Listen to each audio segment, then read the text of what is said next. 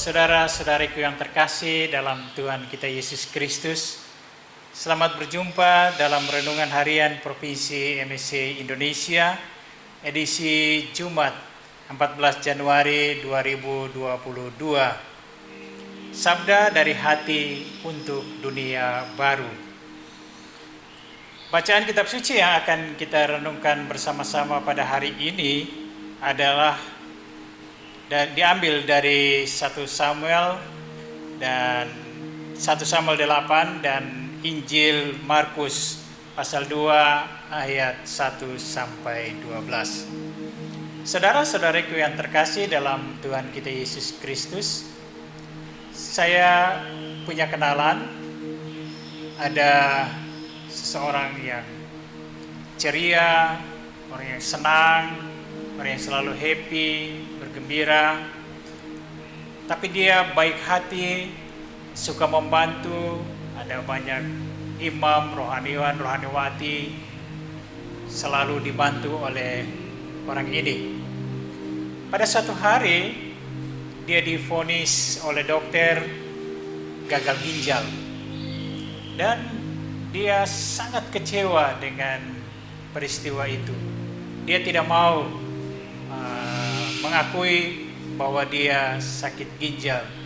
Beberapa bulan berlalu, tapi karena sakitnya mulai parah, kemudian suaminya menganjurkan untuk dia harus pergi ke rumah sakit supaya cuci darah.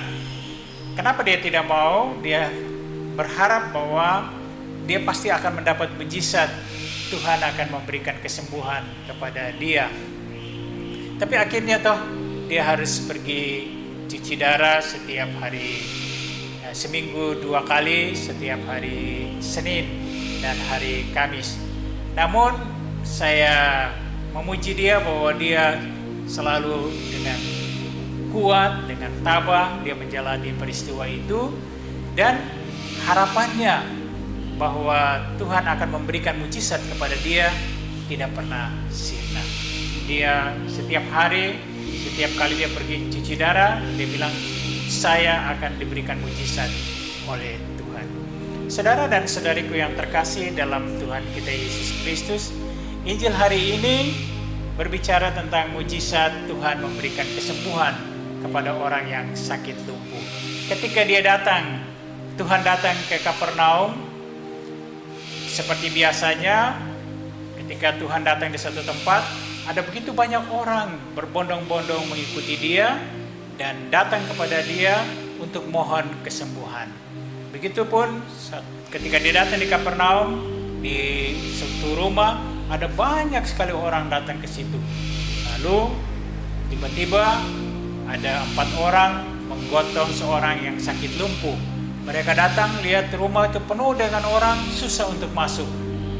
Apa yang mereka buat?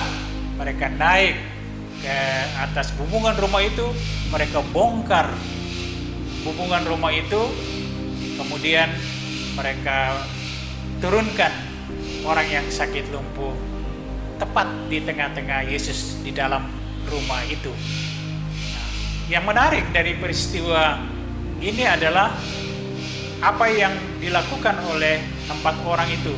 Anda bayangkan, mereka harus naik rumah dengan susah payah, menggotong orang yang sakit lumpuh itu, membongkar rumah itu, dan kemudian menurunkan orang yang sakit lumpuh itu. Dan dialog antara Yesus dengan orang yang sakit lumpuh ini menarik, adalah bahwa orang yang sakit lumpuh itu di hadapan banyak orang, dan teristimewa imam-imam kepala dan ahli-ahli Taurat, Yesus memberikan kesembuhan. Yesus membuat mujizat kesembuhan kepada orang sakit lumpuh itu. Tetapi apa yang dibuat oleh Yesus bukan cuma Yesus menyembuhkan orang yang sakit lumpuh itu secara fisik, tetapi juga secara rohani.